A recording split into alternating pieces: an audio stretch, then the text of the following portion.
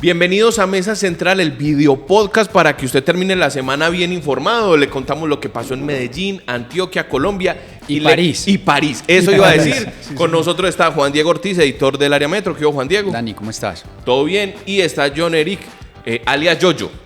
Alias Yoyo, el hombre de los deportes. ¿Qué hubo, John? ¿Qué más, Dani? ¿Qué más, Juan? ¿Cómo van? Y no, pues contentos y sobre todo con esas medallas olímpicas que está consiguiendo Colombia, que ya son 2. Muy bien, mientras grabábamos este podcast... acá estamos haciendo fuerza. Sí, nos estábamos haciendo fuerza porque Jason López ganó plata para Colombia en los Juegos Olímpicos y tenemos a nuestra corresponsala desde París, Luz María Sierra, la directora del periódico. Luzma, ¿cómo estás? Bien, bien, Dani, muy contentos. Aquí estamos justo en la zona mixta, que es donde los periodistas se encuentran con los que han ganado y Jason López está empezando ya a dar declaraciones sobre su triunfo, un triunfo esperado y se esperaba que fuera plata porque el búlgaro que ganó realmente es el mejor de la categoría, pero Jason hizo una excelente labor y que no es fácil porque lo que hemos visto y todo el mundo a veces reclama y espera más medallas y más medallas, pero en realidad la competencia en estos Juegos es de un altísimo nivel, es demasiado alto y lo que ha logrado Colombia, que son 10 diplomas olímpicos, a veces la gente dice, no, pues un diploma, consuelo de tontos, no, es que un diploma olímpico es decir que hay 10 deportistas que están entre los mejores 8 del mundo en unos juegos como son los olímpicos que son absolutamente exigentes en términos de tensión y de presión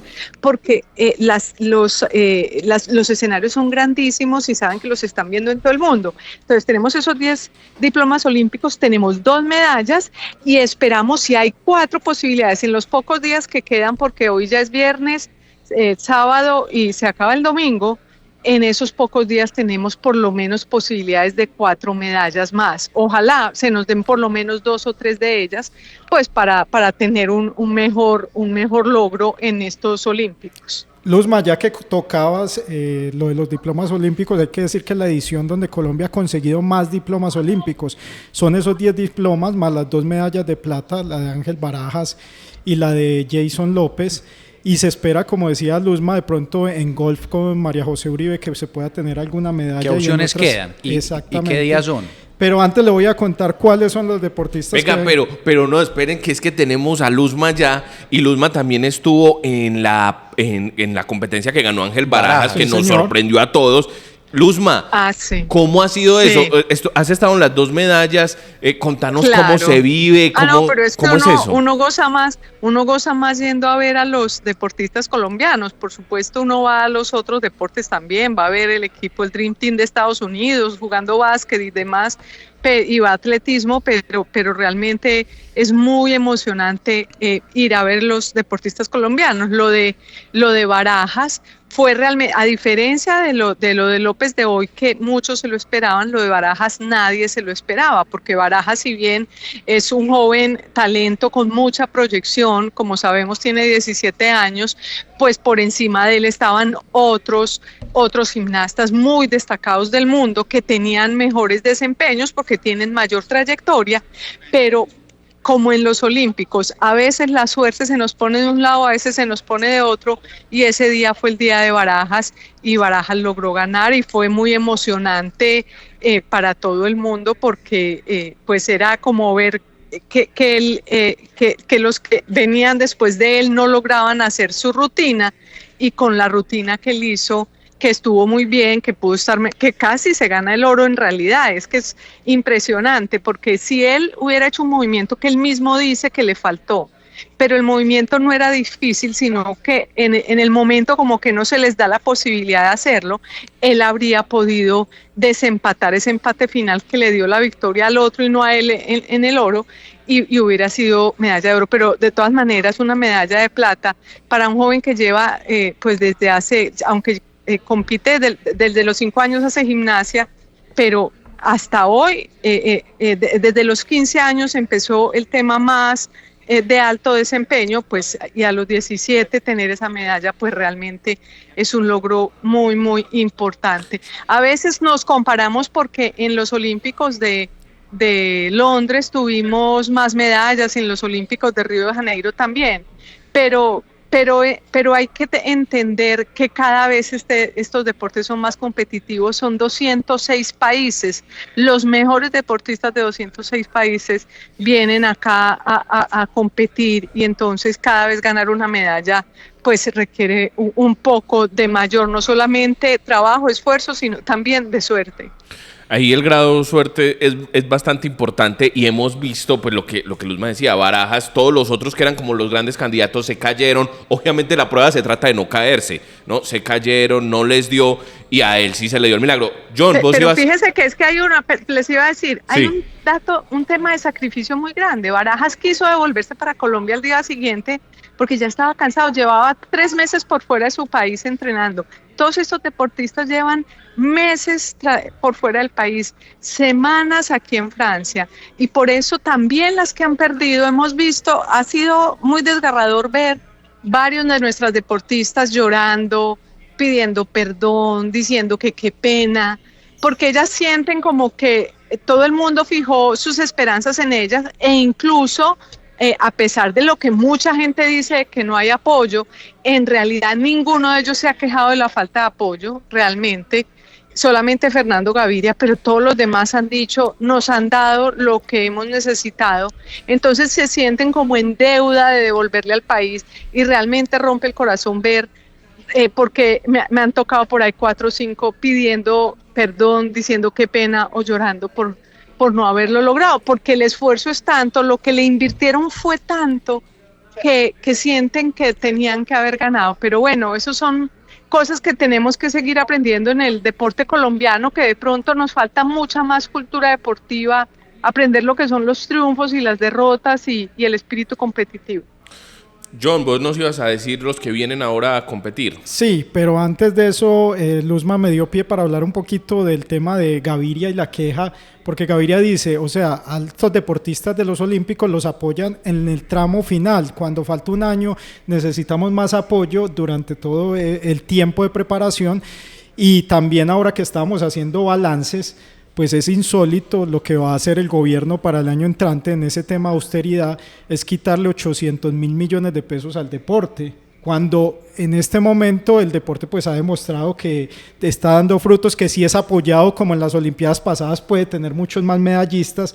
Quitarle 800.000 millones de pesos al deporte es algo insólito, increíble. Además, recuerden ustedes que cuando él nombró a la última ministra del deporte, dijo que el ministerio a él no le parecía... Al presidente Gustavo Petro. Presidente Gustavo Petro dijo que no le parecía tener un ministerio, y que pues era básicamente una bobada tener un ministerio del deporte. Entonces, por ahí hay una queja. Además están demostrando, como dice Luzma, un esfuerzo grande, un sacrificio grande, dando resultados, y por el contrario les van a arrebatar apoyo. Pues bueno, ya veremos qué va pasando con eso, pero usted nos iba a contar... ¿Qué posibilidades de medalla bueno, quedan? ¿Cuáles son las otras ¿Cuándo? posibilidades ¿Qué de días? medalla? Bueno, Flor Denise en lanzamiento, Flor Denise Ruiz en lanzamiento de jabalina, mañana no, este sábado al mediodía va a tener esa posibilidad, es una de las candidatas a tener medallas, porque en la fase clasificatoria siempre estuvo entre las 3 primeras. También en el ciclismo de pista, Kevin Quintero puede ser otra de las posibilidades que tiene Colombia para obtener también otra presea. Y lo que estaba diciendo, en golf con María José Uribe también hay una posibilidad, porque está entre las 4 en esta ronda, en la tercera ronda también. Entonces esperemos que esta cosecha de medallas pues pueda crecer un poco más. Recordemos que la participación de Colombia fue de 88 deportistas, la más importante de la historia en Olímpicos. Sí. Luzma. Y también hay quien le tiene fe a Rentería en lucha, a Natalia Rentería sí. en lucha libre. Hay quien le tiene fe que pueda tener algún buen desempeño. Sí, por lo menos para otro diploma olímpico, Luzma. Porque es que en este tema de la presión y la tensión, es que, por ejemplo, en gimnasia, Simone Biles, que es una mujer ya experimentada, con toda la habilidad, realmente la presión fue tal que en parte la hizo caerse en la barra de equilibrio. Es decir, el tema de la presión para todos esos deportistas es tan fuerte que si ganan, si llegan, si compiten, si logran estar entre los 8 primeros, ya es una hazaña fenomenal. Sí. Este fin de semana vamos a tener un texto de Luzma en la revista Generación. Aprovecho aquí la cuña, donde nos cuenta la fiesta que es París. Con medio de los Olímpicos. Luzma, sí. quisiera así como para cerrar que nos este cuente espacio algo, que nos alguna contes. anécdota. Que nos Dos contes un poco. líneas. Sí. Porque es que mira, es que París realmente a mí me parece que se ha sobrado en la ejecución de los Olímpicos, porque ha convertido toda la ciudad en un escenario para los Juegos. Normalmente en los otros Juegos, que también son muy impresionantes, los de Beijing, que les invirtieron 52.000 millones de dólares, pero todo estaba concentrado en una villa olímpica. Aquí en París utilizaron todos los grandes monumentos para poner escenarios deportivos. Entonces uno va y ve tenis, ve voleibol de playa al pie de la Torre Eiffel. Uno va y ve esgrima en el Gran Palais. Uno ve en el Trocadero el básquetbol, todos los deportes urbanos, breaking, básquetbol 3x3, en una zona muy, muy especial de París. Entonces lo que hicieron los franceses fue como darle otra dimensión a los Juegos. Y además la ceremonia de apertura, pues que ha sido tan debatida, pero que a mí me pareció espectacular, fue una narración de todas las cosas en las que cree París, y además se tomaron la ciudad. Yo creo que por primera vez en la historia de la humanidad, y yo creo que nunca más se va a volver a ver, que toda una ciudad se convierta en un solo escenario para presentar obras muy de impacto, artistas muy reconocidos de una manera bellísimamente ejecutado, y dando un mensaje, un contenido político de acogida, de que esta ciudad y este país son un lugar de acogida para todos y donde todos caben. Me pareció realmente muy, muy, muy bonito lo que ha ocurrido en estos 17 días en esta ciudad. Lo cierto es que, Luzma, uno ver a los deportistas lograr las hazañas de ganar una medalla conmueve mucho, ¿no? Porque uno ve ahí resumido la disciplina, el tesón, las emociones. Vi, por ejemplo, esta semana el video de este luchador el cubano, que es quinta el único. Medalla de oro. Quinta medalla de oro, Impresionante. 5 juegos consecutivos, marcó un récord mundial, y es muy conmovedor cuando se quita las zapatillas y las pone ahí como un símbolo del esfuerzo de estar ahí presente. Después le dedicó el triunfo a Fidel. Comandante eterno. Sí, al comandante eterno. Pues para nosotros que no vivimos en un mundo comunista donde hay un régimen tan fuerte, pues le parece como hilarante. Pero la gesta de ese hombre, que ha ganado 5 medallas de oro, me pareció muy conmovedora. Mijaín López se llama, y se ha forjado en el campo allá en Cuba, trabajando, como usted lo decía, mientras su padre estuvo... Un guajiro. Mientras su padre estuvo en vida, pues siempre con el trabajo fue que se formó. Entonces es un gesto súper grande lo que ha hecho Merchan también en natación. El nadador, es impresionante. Los 100 metros, la final de 100 metros. Aquí hay historias muy lindas. Por ejemplo, un joven argelina, pero que nació en Francia, se entrenó en Francia, pero Francia no la eligió para ser de su equipo olímpico de gimnasia. Llegó a la final y fue la que ganó la medalla de oro en barras asimétricas, y Francia se quedó sin medallas. Entonces el deporte tiene una cantidad o ver sufrir el jueves de esta semana al equipo de baloncesto de Estados Unidos con el equipo de Serbia, o los escenarios cuando juega Francia, es realmente impresionante, una cosa muy linda. Es que se resume ahí como el viaje del hombre, ¿no? Cuando hablo del hombre hablo del ser humano, ¿no? Y es el viaje del esfuerzo, ¿no? Y eso de Serbia muy impresionante, yo lo vi también. Y es la remontada de Estados Unidos. Claro, explicaban que Serbia se convirtió hay gente muy alta ya, y se convirtió en una superpotencia del baloncesto insospechada, que nadie sabía. Bueno, los Olímpicos ya terminan este fin de semana. Queríamos hablar un poco de eso, del esfuerzo de los colombianos, 2 medallas hasta el momento, hasta el cierre de este programa, 10 diplomas. Y con eso, queríamos que fuera el primer tema de mesa central, Yoyo, para terminar. Sí, para terminar, le cuento entonces, 2 medallas de plata hasta acá, con Ángel Barajas y con Jason López. Y los diplomas olímpicos son de Luis Felipe Uribe, fue en natación, en el clavado de 3 metros, de Luis Javier Mosquera también en las pesas, y después los que han conseguido son Queen Sarai, que fue también histórico porque es por primera vez en el BMX Freestyle, Angie Valdés, Jenny Arias y Ingrid Valencia en el boxeo, Lorena Arenas en el atletismo, Ángel Hernández en la gimnasia trampolín, Mateo Carmona en BMX Racing, y la selección femenina pues de fútbol pues consiguió su diploma. Ahí están los diplomas hasta acá.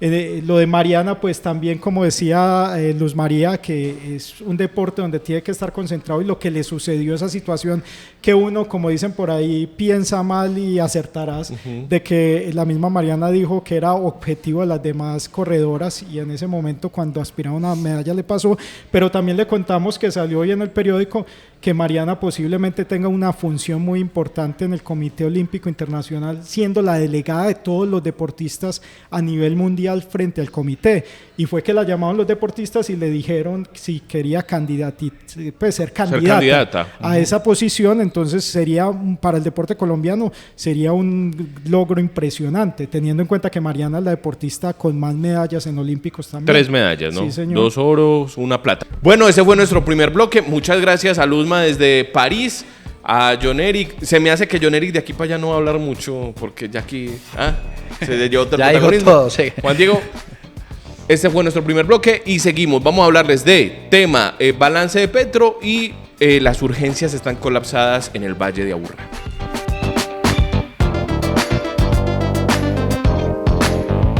Juan Diego, ¿usted ya sigue a el periódico El Colombiano en YouTube? Claro. Bueno, y John Eric, usted en Spotify, Deezer.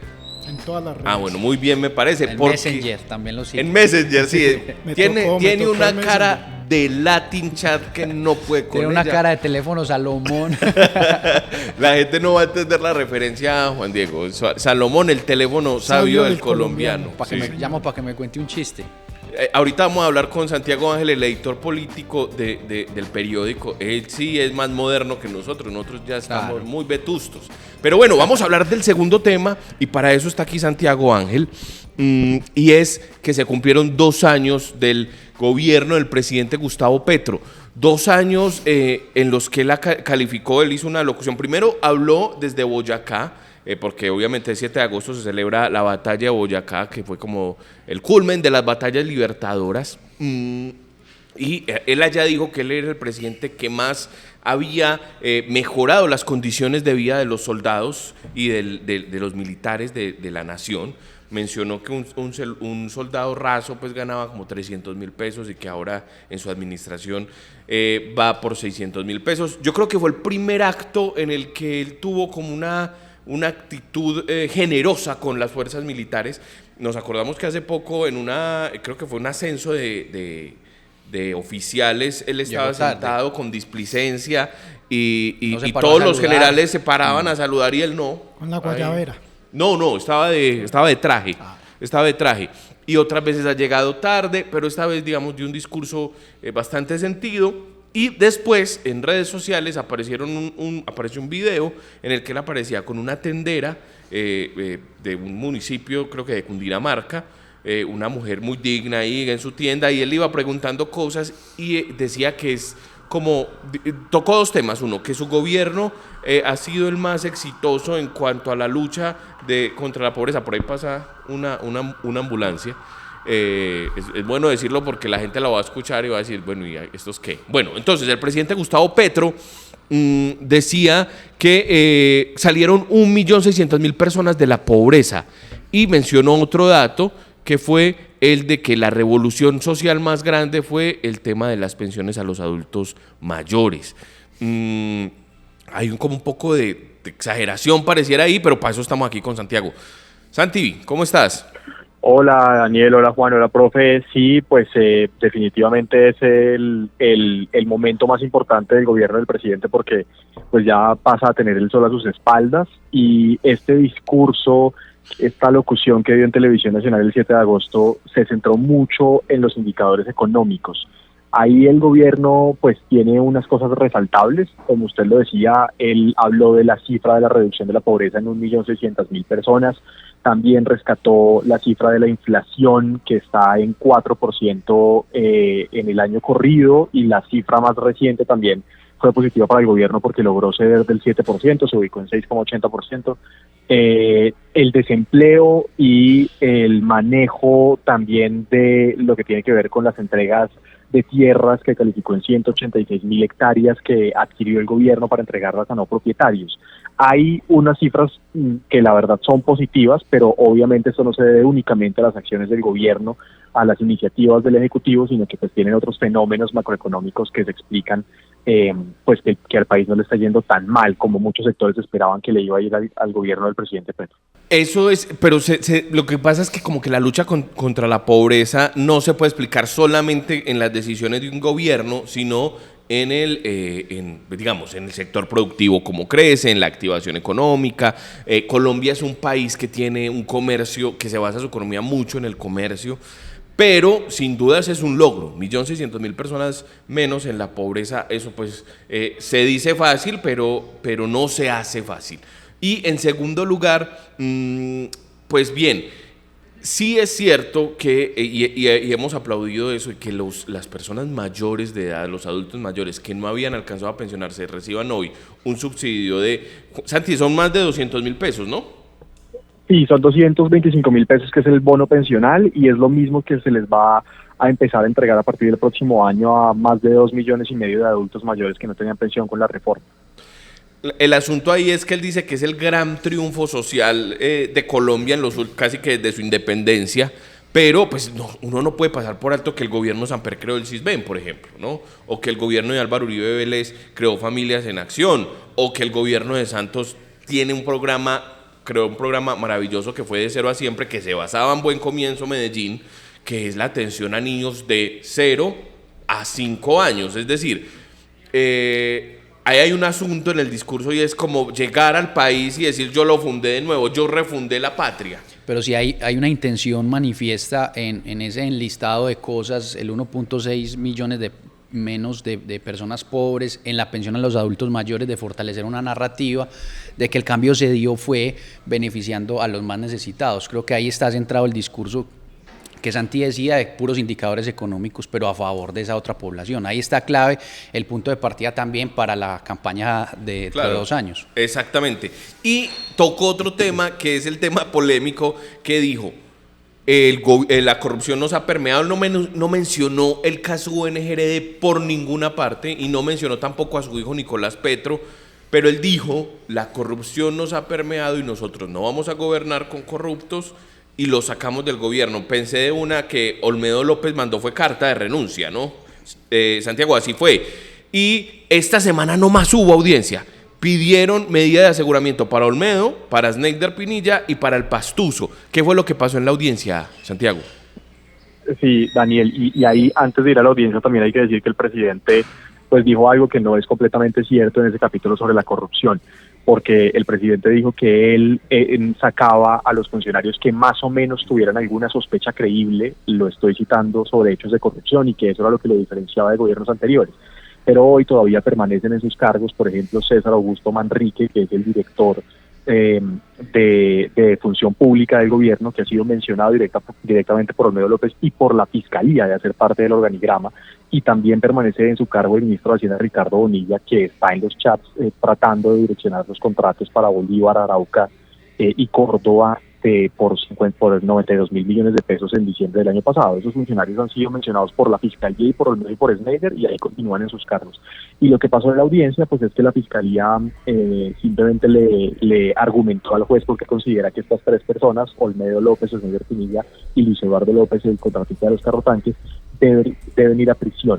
Y eso va a resolverse a finales de agosto con todos los argumentos de las delaciones que ellos han aportado a la justicia para involucrar a otras personas y la información que han entregado para conseguir el principio de oportunidad.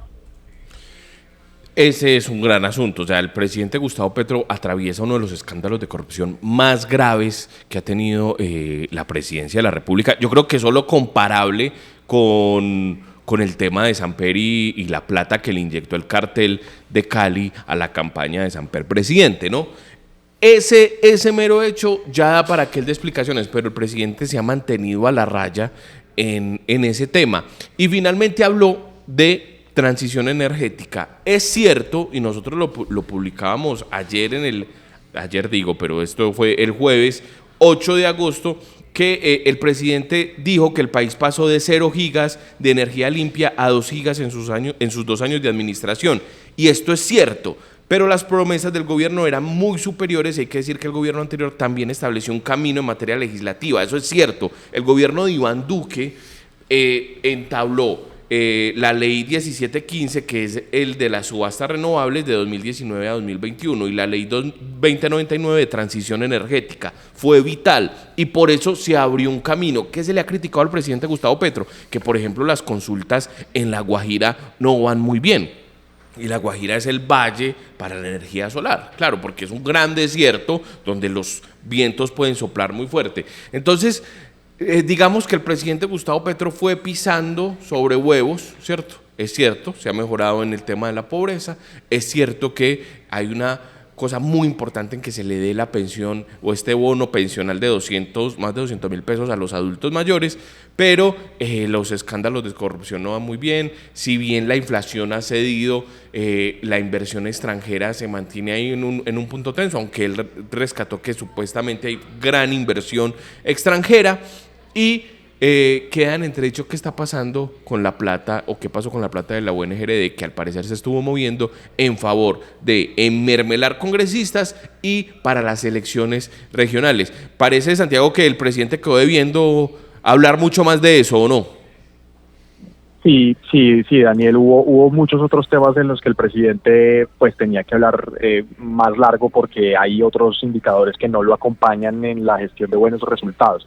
Además de esos temas, le dedicó muy poco espacio, por ejemplo, al tema de seguridad. El presidente dijo que en lo que va de este año hubo una disminución del 5% en la tasa de homicidios, y eso es cierto, pero cuando uno revisa lo que está pasando en unas regiones específicas como Cauca, Valle del Cauca, norte de Santander, Nariño, pues uno se da cuenta que hay unos delitos puntuales que han aumentado de una forma muy preocupante, porque los actores armados han recuperado mucho control en sus regiones, y además eso es algo que también tiene congruencia con las cifras de cultivos ilícitos que el propio ministro de Defensa aceptó aumentaron en un 70%, a pesar de que también hay récords de incautaciones y de operaciones de interdicción. Pero en esas regiones aumentaron los secuestros, aumentaron las extorsiones, aumentaron los delitos comunes, y esto es por la presencia de los grupos armados que se han fortalecido. Claro, y es que hemos visto nomás aquí en Antioquia, Juan Diego, hace 2 semanas tuvimos el escándalo de las camionetas. De las camionetas. De la UNP. Exactamente, que se movían como Pedro por su casa sin que le levantaran a algunos de ellos orden de captura, que porque estas disidencias estaban negociando con el gobierno Petro. Como decía Santiago, hemos visto carros bombas y motos bombas en Cauca, hemos visto secuestros en el Cauca, en Arauca, problemas de violencia en Antioquia. Me contaban hace poco, por ejemplo, que avanzadas de proyectos importantes de empresas públicas de Medellín, de EPM y de ISA, se han encontrado en el norte de Antioquia con retenes de las disidencias, donde las disidencias participan, además de consultas que se hacen con comunidades y se presentan uniformados como parte de las disidencias del bloque 36 de las FARC. Entonces, sí estamos viendo una seguridad muy despelotada. El presidente Gustavo Petro parece que no le presta mucha atención a eso, porque claro, él está abocado completamente a su idea de la paz total, que para muchos no anda muy bien. Esto ya ha sido harto criticado por analistas políticos, y el presidente sigue empeñado en eso, pese a que las negociaciones del ELN parecen estancadas por el lío que hay en Venezuela, y que ahora el presidente dice que descubrió que Mordisco le quiere hacer un atentado. Así que el tema de la paz, de la seguridad, es otro de los temas en que quedó debiendo. Y finalmente, para terminar, el tema de tierras. Ha habido muchos escándalos en la Agencia Nacional de Tierras, y esta es una de las grandes revoluciones. Santiago, ¿qué fue lo que publicamos alrededor de ese fact-check que le hicimos a Petro con el tema de la Agencia Nacional de Tierras? Bueno, Daniel, ahí hay varios subcapítulos también. El presidente dijo que el gobierno logró acceder a 186.000 hectáreas de tierra para entregarlas a no propietarios, y eso lo encuadra en su concepto de la reforma agraria, aunque reforma agraria pues todavía no ha habido en el Congreso de la República, porque en un primer momento, recuerde que hubo toda una polémica en el país, porque el presidente estaba defendiendo la expropiación administrativa de tierras, y eso pues generó muchísimos problemas, por ejemplo, de invasiones en predios en Bolívar, en Córdoba, en otras regiones del país. En términos de tierras, es verdad que esas son las cifras de las adquisiciones del gobierno, pero también es cierto que el gobierno se ha comprometido a comprar 3 millones de hectáreas para entregarlas a campesinos con proyectos productivos, y hasta ahora van 186.000. Y hay proyectos también específicos en varias regiones que tienen muchos problemas. Por ejemplo, los de los damnificados de Rosas en el Cauca, 8 fincas a más de 700 familias que todavía no se han terminado de comprar. O los de La Mojana, que el gobierno compró recientemente unos terrenos bastante extensos para 45 familias, y cuando se los entregaron, esas familias se quejaron de que resulta que es un pantano. Esos terrenos están inundados y entonces no se puede hacer ahí ningún tipo de proyecto productivo. Hay que decir que es que el asunto también de tierra en este país no es nada fácil, ¿no? Y que pues el conflicto armado se generó por eso, pero además sí tenemos un campo no tecnificado y muchas partes abandonadas, ¿no? Por ejemplo, esto de La Mojana, eso es como ir a Nechí. Yo me acuerdo que hace tiempo yo fui a una reportería de Nechí y me dijeron, no, aquí esperando la inundación para que lleguen las ayudas, porque hay gente que se acostumbró a que son pueblos que se inundan cada tanto. Entonces, entregar tierras también en este país es muy complicado. Estuvo hace una semana el presidente Petro acá en Zaragoza, ¿no? Anunciando la entrega de 2.500 hectáreas a víctimas del desplazamiento, a excombatientes y también a personas damnificadas. Incluso publicamos este viernes la historia de una nueva mega invasión que hay en el Bajo Cauca antioqueño, 2.000 familias que se apoderaron de 2 lotes precisamente en Zaragoza, donde hace una semana estuvo el presidente. Pues bueno, este fue el balance que hizo el presidente Gustavo Petro, lo analizamos aquí en Mesa Central. Les recordamos, síganos en YouTube como Periódico El Colombiano, ahí están, se suscribe, activa la campana, nos deja comentarios, nosotros los leemos juiciosamente, también ahí nos hacemos un poquito de autocrítica, pensamos que hay que mejorar y leemos también los temas que ustedes quieren que analicemos aquí en Mesa Central. Este fue nuestro segundo bloque.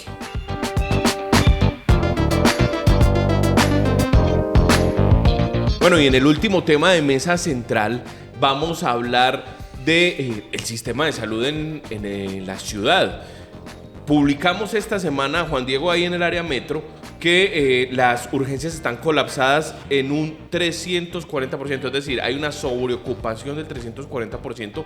Días antes habíamos dicho esto del Pablo Tobón Uribe, que estaba por encima del 100%. Hemos visto mucho COVID, mucha gripa. Bueno, no COVID, ya nadie habla de COVID, parezco en 2021, no, la gente dice, tengo una gripa muy fuerte. La gripa que está dando. La gripa que está dando. ¿Qué es lo que está pasando, Juan Diego? Sí, hay que decir que el 340 es la ocupación de solo una unidad intermedia de Metrosalud en Manrique. Esa es la máxima ocupación que hay en las salas de urgencia.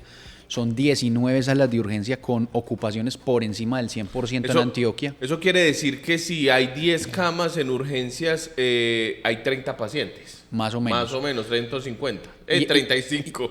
Y esta es la situación de 19 salas en Valle de Aburrá, en Oriente, y una en el Bajo Cauca, en Caucasia. Esas las mide la seccional de salud de Antioquia en una tabla donde cada hospital reporta su ocupación diaria. Esa es la ocupación de esta semana, 19 por encima del 100%, y la alerta se dio precisamente porque el Pablo Tobón Uribe, uno de los principales hospitales de no solamente de Antioquia, sino del país, se declaró en emergencia hospitalaria porque las urgencias de adultos estaban esta semana en 185%. Son múltiples factores. Además de las infecciones respiratorias, hay 2 causales que son como las más críticas. La que más preocupa es la incertidumbre por las EPS y el sistema de salud en Antioquia. Hay que decir que 8 de cada 10 antioqueños tienen en este momento su EPS intervenida o con solicitud de salirse del sistema de salud. Ahí estamos hablando de la nueva EPS, de Sanitas y de Sura, que todavía está pendiente de la respuesta de la superintendencia. Pero mientras eso sucede, hemos recibido muchos correos y comentarios de usuarios también en redes sociales de que van a pedir una cita y no hay, o les cerraron la sede y ya les dicen que los atienden en otra sede de la IPS. Exactamente. No, entonces, a mí mismo me pasó. Sí, eso es lo que ocurre. Como la gente tiene incertidumbre por lo que va a pasar con la EPS, vino una mayor demanda de servicios de todo tipo, hasta administrativos. La gente del Hospital San Vicente que envió una información precisamente alertando sobre el mal uso de las urgencias. Hablaba que la gente está tan desesperada que va a pedir una cita a urgencias, va a pedir una incapacidad, va a pedir un trámite administrativo porque no sabe dónde lo atienden o porque tiene unas citas que le pospusieron para mucho tiempo después. Entonces lo que hacen es ir a las salas de urgencia y por eso hay una ocupación tan alta. Y la última causal es precisamente el mal uso de las salas de urgencia, que solamente deberían ser para casos vitales, dolores muy fuertes o cambios repentinos en el estado de salud, pero la gente la está utilizando a propósito de toda la incertidumbre con las EPS para otras cosas que no son las salas de urgencia. Oíste, pero hay otro factor y es que ha crecido el dengue. Esa es otra enfermedad que está creciendo. Publicamos hace más o menos como 20 días que los casos en Medellín habían subido 1000% y el dengue era una enfermedad que en Medellín estaba muy controlada, sobre todo pues por este programa que tiene el PSED, que es el programa de enfermedades tropicales de la Universidad de Antioquia. Ellos liberan unos zancudos que repelen al zancudo portador del dengue y el asunto es que ha subido 1000% y eso también tiene colapsadas las urgencias. Claro, aquí tenemos un compañero, por ejemplo, que está incapacitado ya hace 20 días. Y las infecciones respiratorias también, los picos respiratorios, sobre todo en los centros pediátricos, se dispararon mucho en el primer semestre por los cambios abruptos de la temporada climática que hubo y eso también influyó. Pero digamos que el punto clave está en el problema gravísimo que tenemos con el sistema de salud en Antioquia, con la incertidumbre de qué va a pasar con Sura, porque como decimos, 8 de cada 10 antioqueños tienen su EPS intervenida o con solicitud en curso para retirarse del sistema de salud. Juan, y dos temas más importantes ahí. El piloto de los maestros aquí también está yéndole muy mal, ¿no? Publicamos que los maestros están sufriendo porque les entreguen medicamentos. Hay un problema tremendo con el FOMAC, digamos, para ser justos, que esto no es un problema de ahora que desde 1 de mayo se cambia el sistema para los maestros con la prestación del FOMAC en el gobierno Petro, porque los maestros siempre han tenido problemas con el sistema de salud. Lo digo porque mi mamá es docente y hemos vivido en primera persona todo lo que ocurre. Lo que sucede ahora son las largas filas que hay de profesores en solicitud de medicamentos que no hay, porque siempre los medicamentos de alto costo están ausentes, pero lo que pasó entre la semana pasada y esta es que hubo una suspensión de los hospitales públicos a la prestación de los servicios no urgentes de los maestros por la falta de pago del FOMAC a la red pública del departamento y eso se suspendió durante 2 días, 1, 2 y creo que el 3 de agosto los servicios para los docentes y eso agrava aún más por lo que ya venías diciendo vos también con la entrega de los medicamentos. Un panorama complicado para la prestación de salud, no solamente de los maestros, sino también de todos los antioqueños. No sabemos ahora qué va a pasar ni quién va a asumir esa carga si finalmente Sura sale del sistema y qué va a pasar con esos más de 4 millones de afiliados. Y última arista de este tema de la salud. Esta semana se conoció una denuncia de que varias personas que están privadas de su libertad en cárceles como Pedregal no están siendo atendidas porque se cayó un contrato para la atención de salud de los presos. Y hubo un muerto en los calabozos de la Sijín, eso que hay por la fiscalía, por el búnker de la fiscalía. No se dijo mucho de ese muerto. Yo tengo una fuente allá adentro, un interno, y me escribió, me dijo, él está ya preso desde enero. Me dice, desde que estoy acá van 3 muertos. Cito textual, parce, dejan morir a la gente. Estos policías lo ven a uno enfermo y lo dejan morir. Porque claro, en los calabozos de la Sijín eso no está regido por el IMPEC, sino por la policía. Y dice que este señor llevaba con diarrea toda la semana, que no comía y que nunca lo sacaron, pese a que él estaba pidiendo atención de urgencias y que, que la autoridad solo se siente a la hora pues, de hacer batidas y recogidas obviamente de drogas y de celulares. ¿Qué es lo que está pasando con los internos? Sí, es gravísimo la situación. El Pedregal pues lleva arrastrando.